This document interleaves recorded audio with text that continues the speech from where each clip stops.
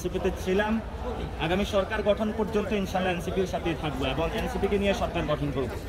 জুলাই সনদের স্বাক্ষর, নির্বাচনের প্রস্তুতি ও দলের সাংগঠনিক অবস্থা নিয়ে তৃণমূল কর্মীদের সঙ্গে মতবিনিময়ের জন্য জাতীয় নাগরিক পার্টি এনসিপি ঢাকা মহানগর ও জেলার বিভিন্ন কমিটির নেতাকর্মীদের সমন্বয় সভা অনুষ্ঠিত হয়। 24 অক্টোবর শুক্রবার বিকেলে রাজধানীর শাহবাগে শহীদ আবু সাইদ মিলনায়তনে এই সভা অনুষ্ঠিত হয়। সভায় দলের কেন্দ্রীয় নেতৃবৃন্দ সহ বিভিন্ন উপজেলা ও থানা কমিটির নেতাকর্মীরা উপস্থিত ছিলেন। দলটির উত্তরাঞ্চলের মুখ্য সংগঠক সার্জিস আলম বলেন, জাতীয় নাগরিক পার্টি ক্ষমতায় যেতে না পারলেও জাতীয় পার্টির মতো পোষা বিরোধী দল হইতেও আমরা আসি নাই। এনসিপি যদি এনসিপির পথে থাকে, জুলাইয়ের আকাঙ্ক্ষাকে সামনে ধারণ করে এগিয়ে চলে, তাহলে আজকে থেকে 2 বছর পরে বাংলাদেশের সবচেয়ে কাঙ্ক্ষিত, গ্রহণযোগ্য এবং প্রত্যাশিত রাজনৈতিক দল হবে এনসিপি। শক্তিশালী বিরোধী দল হিসেবে ভূমিকা রাখবে। সভায় এনসিপির দক্ষিণাঞ্চলের মুখ্য সংগঠক হাসনাত আব্দুল্লাহ বলেন, ইলেকশন ইঞ্জিনিয়ারিং এর চেষ্টা চলছে। একটা ইলেকশন ইঞ্জিনিয়ারিং এর দিকে আবার আমরা যাচ্ছি।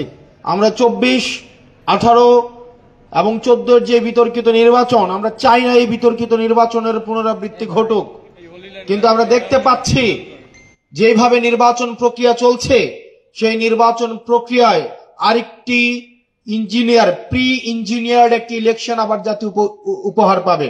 আমরা দেখছি একটি রাজনৈতিক দল তার নিয়ন্ত্রিত যে ব্যাংকগুলোকে দখল করেছে, যে ব্যবসা প্রতিষ্ঠানগুলোকে দখল করেছে, সেই ব্যাংক এবং ব্যবসায়িক প্রতিষ্ঠানের কর্মচারীদেরকে পুলিং এজেন্ট হিসেবে নিয়োগ দেওয়ার পায়তারা চালাচ্ছে। যে বিতর্কিত নির্বাচনের দিকে ইলেকশন কমিশন যাচ্ছে, ইলেকশন কমিশন একটা স্বৈরতান্ত্রিক একটা ইলেকশন কমিশনে রূপান্তরিত হয়েছে।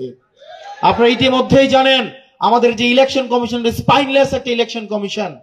এই ইলেকশন কমিশনকে গনিমতের মাল হিসেবে নাসিরউদ্দিন ভাই ইতিমধ্যে বলেছে রাজনৈতিক দলগুলো ভাগাভাগি করে নিয়ে গিয়েছে।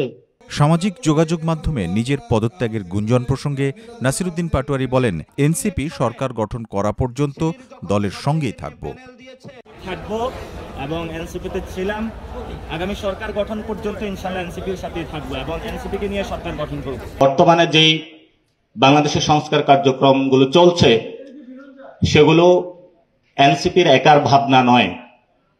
আপনারা যদি ঢাকা শহরের অলিতে গলিতে ঘোরাফেরা করেন, বাংলাদেশের লক্ষ কোটি মানুষ, জনতা গণঅভ্যুত্থানের মধ্য দিয়ে বাংলাদেশে যে সংস্কার প্রয়োজন তা জানান দিয়ে গিয়েছে। ফলত এটা কোনো একক দল, ব্যক্তি, গোষ্ঠী, পরিবার বা ধর্মতান্ত্রিক কারো কোনো একার দাবি নয়। এটি বাংলাদেশের জনগণের দাবি। আগামীতে বাংলাদেশের মানুষ সেই দলকেই ভোট দিবে যারা সংস্কার বাস্তবায়নের ক্ষেত্রে, আইনি সনদের ক্ষেত্রে একটি সুষ্ঠু প্রক্রিয়ার মধ্য দিয়ে জনগণের দাবি মেনে নেবে। যদি সেই ক্ষেত্রে তারা কোনো ব্যত্যয় করে, তাদের ফলাফল আগামীতে ইলেকশনে যে ভোট ব্যাংক রয়েছে সেখানেই তারা তাদের শাস্তি বলি আর পুরস্কার বলি, দুটো ক্ষেত্রে জনগণ তাদেরকে সমাধান দিবে। সভায় এনসিপির সদস্য সচিব আক্তার হোসেন, জ্যেষ্ঠ যুগ্ম মুখ্য সমন্বয়ক আব্দুল হান্নান মাসুদ সহ দলের কেন্দ্রীয় নেতারা উপস্থিত ছিলেন।